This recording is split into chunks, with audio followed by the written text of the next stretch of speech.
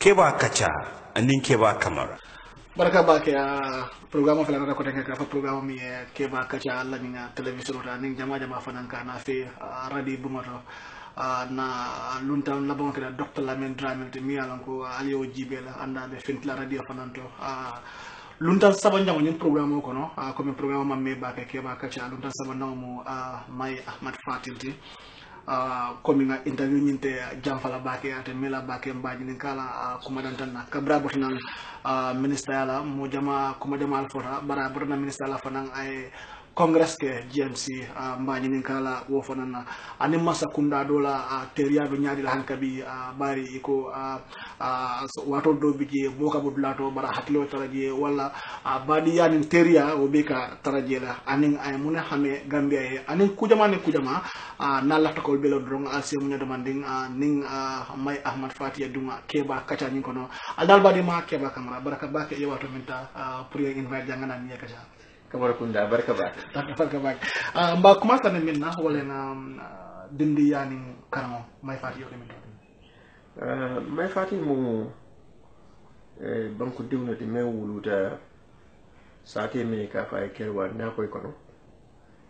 abe wuli west biti banko le kam wasi commandant banko kam wuluta sate o men do ko ngafne wolem kerwandi na koy kerwandi sate dinnamu jahan kolle be siringe dol jahan kolleti anu seredal le fada fo na karam dati je mbara je continue ta nata tenda bato banjul ma fangola ngakaram bu mbake jam mbota jam nata ta la côté de Afrique la karola non do ko sere dion nyolto ngakaram ko faranto ngakaram ke tuba du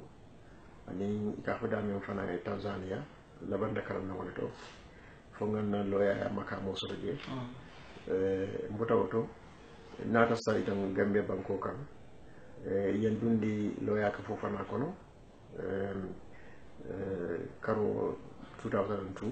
sama min 2002 gambia loya ka fofa ha utumo le nga yen kalindi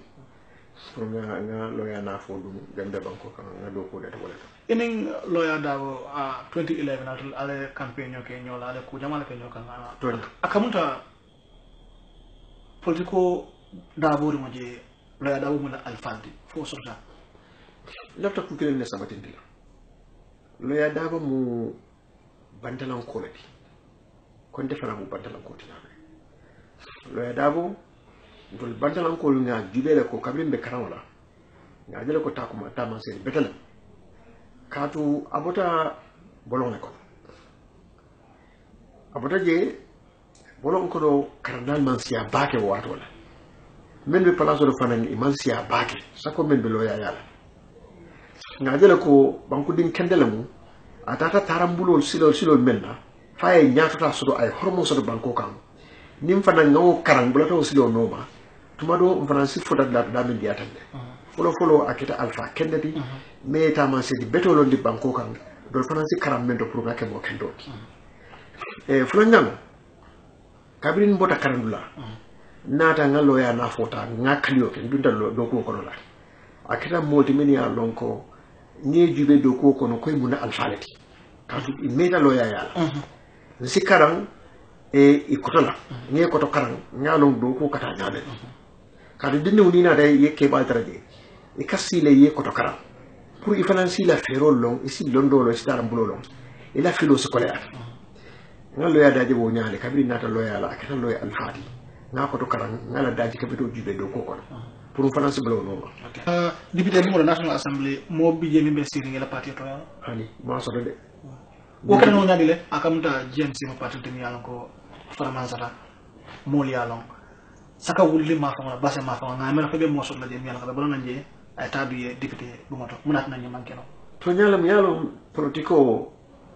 atemane ta bak GMC mo parti de meng alota sanji sey kono to sila ma futa sanji tamoto bari niade GMC man lan kene ba banko be yalo kadu ndeme mu GMC kunjewtu man dara sabatin banko kan kadu masa kundanya be niole no wala ya tin nan tuta banda so GMC aman sembo soto katu patio a lotale da atalante ko bantala banko kan a lotale atalante exile e a man sembo sodo no katu banko abe loya wato menna ndefo bantala jato bantala banko kan adu akede barli jawle kono njele be fokan do ko ni dunda GMC wala kuntiyo fo borta banko kan ite be dunda patio le meyalon ko ni ku toraye sodo je hani kuntiyo fo te mako la no kata borta bantala banko kan wayati na mo jama be je silenta kana patio kono iman dundo patio kono wa kammala kabiri muruntanan october karo kono november december nga campagne ke november december nga ni mansa jawo bondige wo december karo kono la maso kunda man falindo candidate adama baro woto mo manke president wote ay kili ay mulo mota pour ngasiya dala ngake amakor lati ani ala yamar lati december karo kono ani january karo kono ntarta wodo kole kono pour na kanyo nyinga soro nyame ambe sabatele no nyame ntarta wodo ko damandela anin ka dibe bandala bankolu anin dunia maraman solo ni be kama so la no nyaade pour makoro kafno banko dingol ba pour na kanyo nyinga ngake jawe sim fasa no nyame fasi sabati ngani masa jawo bay ntarta wala la january karo kono la kabirin alay ma ko fo ngani masa jawo bondi february president adama baro ay karafa tanko bundala o february kono la ntarta wala kono nata na tama dolike gambia toyala pour mensati na masadewo men bota jang ala mo kuru men ayatu banko kan ani mo ko teglu ka fero ke nim bandala banko si nyoke fu pour ci sa sangoke wol kana kanano ngawo tamo ke gabbe banko kono gambe ni banko do tema anin ko kuto men yalon ko akuma yata baake gambia na dati wato wala wayati na man safatino banko kan wato mu ne be pour nga concentrer na politique kan woketa february le kono le march dron parliament election keta ndeman na wato soto pour kam fanso politique tamandi pour na député si kanyero so gambela do ko kamba ani gambela kano kamba man sino ka sabati kadu lafta gambela tanko e sabati lafta na ganyo ni fana ay sabati wala tinna man tankun no be banko la do ko wala manyati no fanso politique wala fo se député le soto kadu ndenga gambela de man fanko ngoje wala tinna mani silo men tambita ma wato soto kay ikada ministry interior tanko bunda amena sanyi kilo musila fo sa ko mole kabi kata ngi ministry emu yurwa ku lafa kula na fi gambia iko muro buka fallino muro abuka fandiano mo fitele ka muro ta ya diande gambe dum le sintela do ko fono ngawato men kije kabo ngatri tri ngakaru kononto men kije ngado ko men ke banko kan gambe dum le mo aseroti itelle sa fono ngaba ngado ko betole ke itelle sa fono nado ko maniya bari de ndela adama miro kam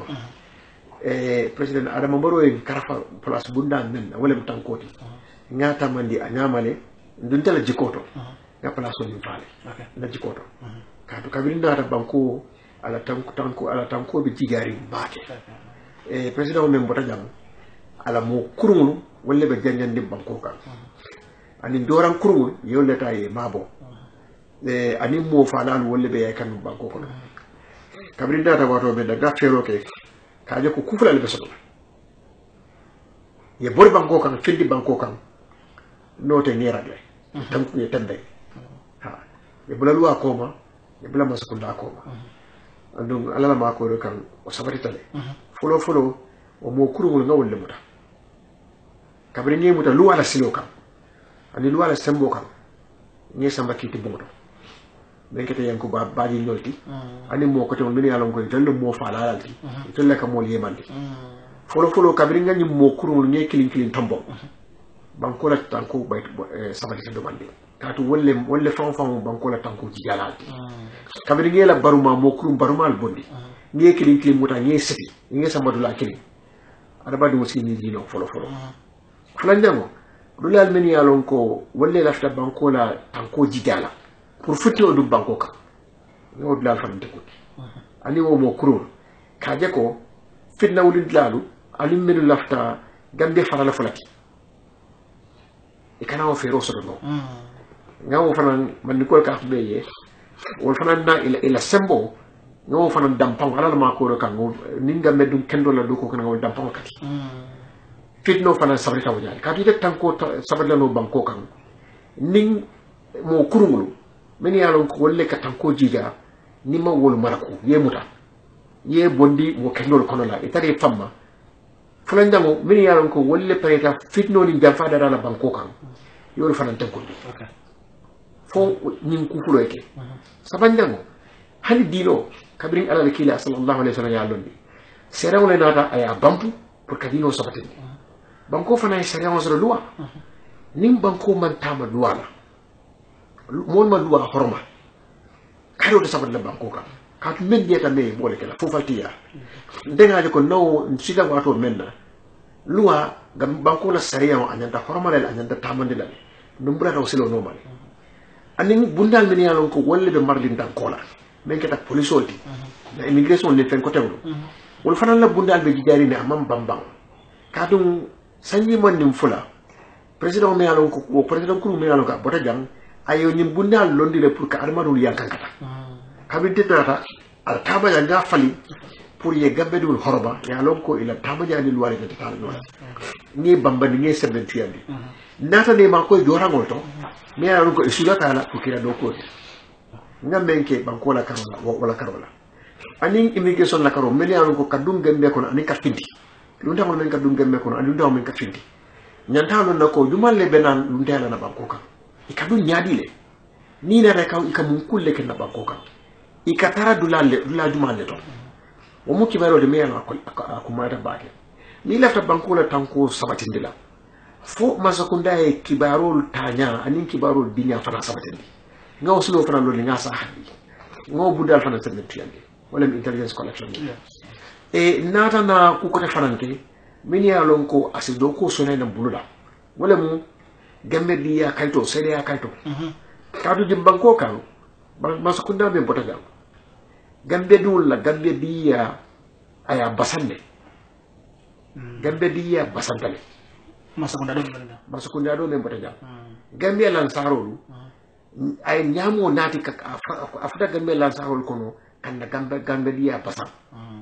sa ngakelo ke pour kawtilinde banko din kayto banko din da bonna sa so do men yalon ko yasol tapale ya karola wor kasela ne sa indela wato kata ka gambe la dia karota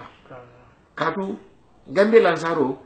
ning luntangol di bas ning jahaso se da gambe dun korola gambe la saro la sembentu ya ka maskunda londi ada ello sotale wala tan abota jang ako nin gambe dul man karte fayare jinol ba fayale nga ja bin kay ko nin jinol ya fayte mala ko de ba fayla tole ndol be kanyela bari aka mol mem bondi dula banko katamul kan ke nati mo wuli wulol abidi wolela ka gambe din kayto dila ngodu la flo senyande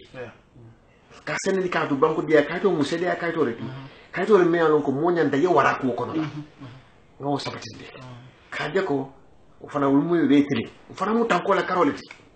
kadu daga banko kan ni manke même manke la banko ti ikara resident famille ni no banko kan ni lefta banko di ya kayto la lu waye sa tolle di ni brata wol noma iba so lale baro mantara ni banko kan jang ay mo ko tawne nati ay mel ni mine yalon ko ay kayto di la ay duninna ay sojarol kono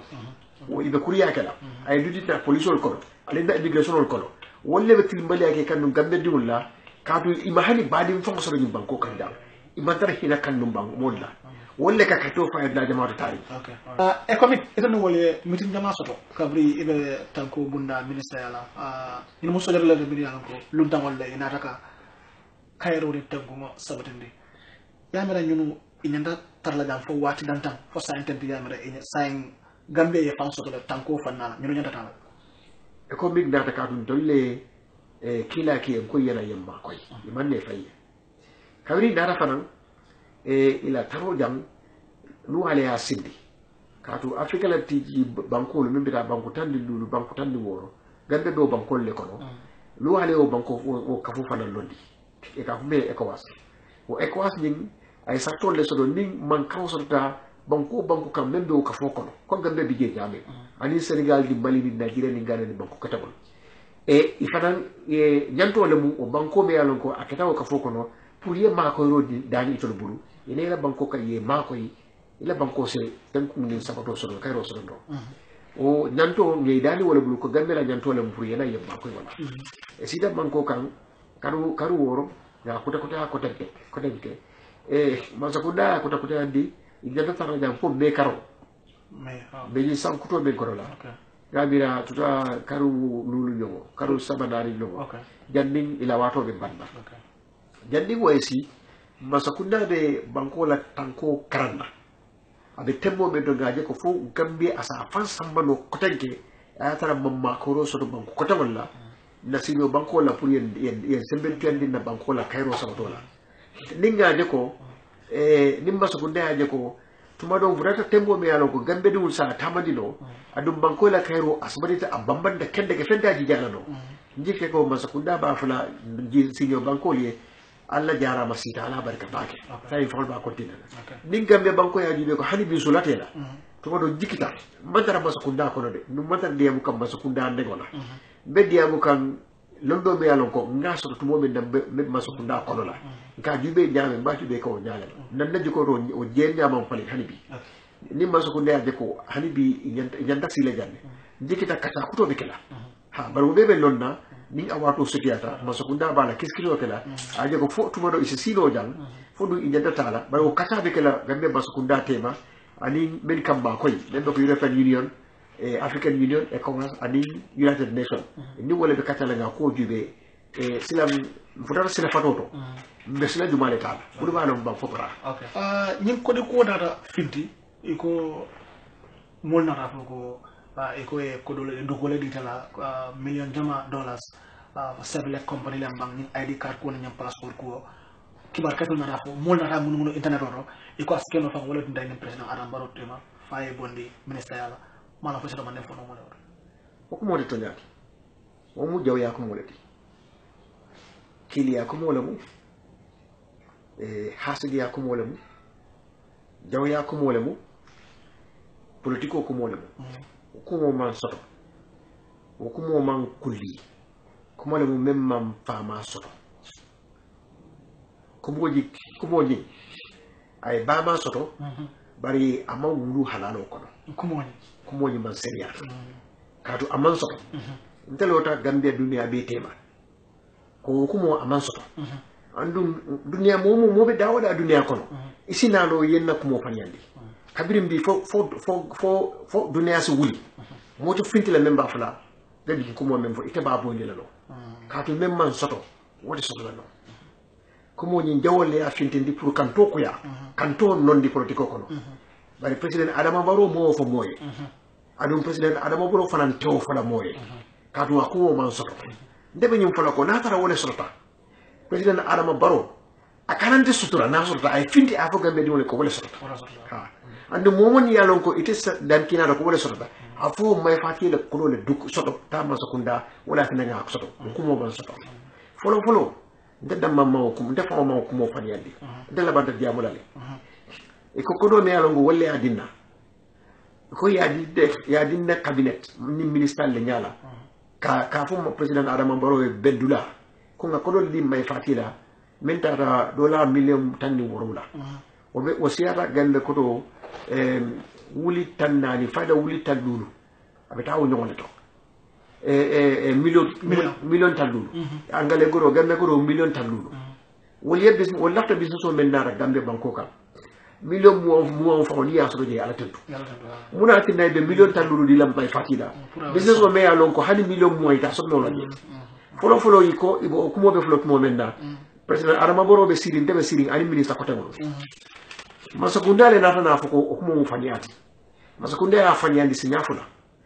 mais alon ko wolbe marli loi bundala kadu ko loi be ndek sikisika loi bunda ministre honorable Boubacar Tambadou ay kayto sabi ke bar kayto le ko fanyale mo masakunda mantar may fati kisikisika aman kuke aman loi tinya ba kisikisla de lo men ali kada bay fati to kliya fulan dango ministre be marli bantala banko mo usino dabo afana be cabinet le ministre kumala ministre kuntio kebalo afana ko kumoni a fanyandi le aman soto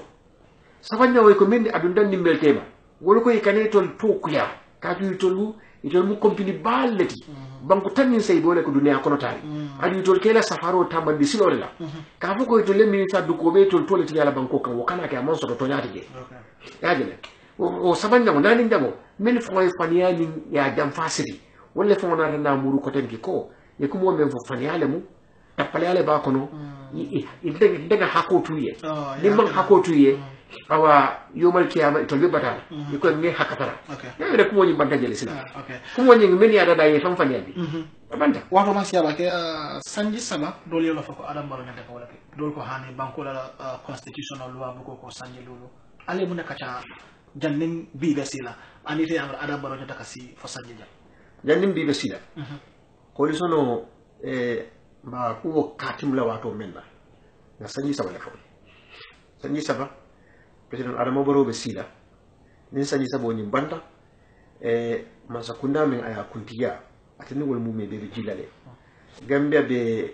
ta election la ngam masa kuto tambo adu ni election be keda president adama baro te lola ngani ne mun na la hido to joye ni le mu kangoti ngamen di yola pour zikeno kilidi ka president adama baro tambindi president adama baro dum fanan asonta la candidate yala ni dalilo ni kamle kan katu ni foro na be diam la nyoye alsi tonya fo nyoye ni mu ako tonyati bari tonya kilim fanan sorota bam ko la luwa ko sanji lulu president nyanta wala sila so na la hido mu tonyaleti bari bam ko la luwa sanji lulu fanan mu tonyaleti bari tumo be nan tolbe nyin sanji sabo katim la nyokono la ngalon ko bam ko la luwa sanji lulu lefo tol pati lida momum be ngolon ne president adama baro fo ya fana yalon ko banko la loi e sanji lule fo bari be son tako sanji sabo be wala sila me yalon ko aman seniya na kata wato wala mo sanji sabo nyin mba kuntula jaadi le ka bondi nyin sanji lulo ko loi e mem fo ma wala kata nyanda ka o ke nyame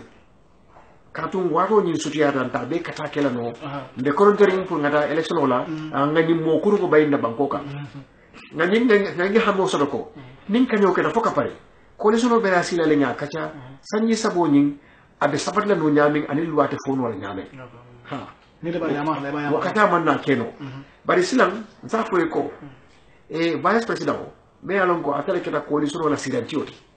kabin ben na jurano ke la sanyi kirim jurano ke la bo fazo alota ako sanyi sabo nyin wala mun na lahido to joye ako mu to nyale di mel lota fana adum president fana son tawona le be son tawona bari ako ate même musilantiyo di coalition o nyinto mbena kacha kumandilale nga bundale le ndamol nga sita bulo kam nga kacha ke sanyi sabo nyin anin sanyi lulo nyin bajila de be kala do kilti gabe fo pour ci kam solo na ko wala wo kacha sila wala de kikam coalition o be asila le nga kacha nga juve be kol bulani lo mbira killing sanyi lulo ning sabo nyin be tembelo nyo nyande fo banko la luwasi hormano adunda lahido be ngadi nyo fana mo farasi hormono hormoti dala do dala wakati wala be kekam siji lahidi siji kadi lako dede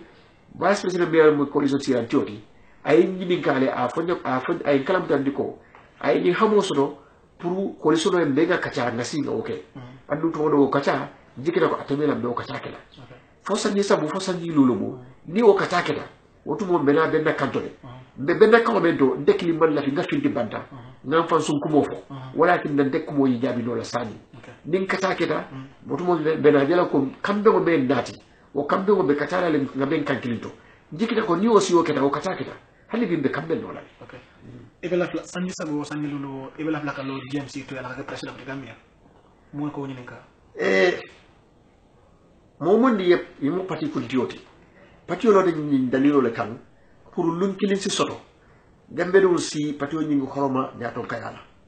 wo mu james la hamolati amu parti ko to be la hamolati adum president baro fana ayalon le ko to mo men asulata ma ko rola pour ayeke candidate doti atata political party on leya ndemu kilin kuntioti na fango diamda ay kilin deflate ka kata pour a sidna ma ko ro soto ngaka fu mol ma member assembly tonde ayeke candidate doti adum alon tako political party leader ila fale tumado ni election be kala ifana silono yikanye ke president wo wala atinda mosik moka ke party leader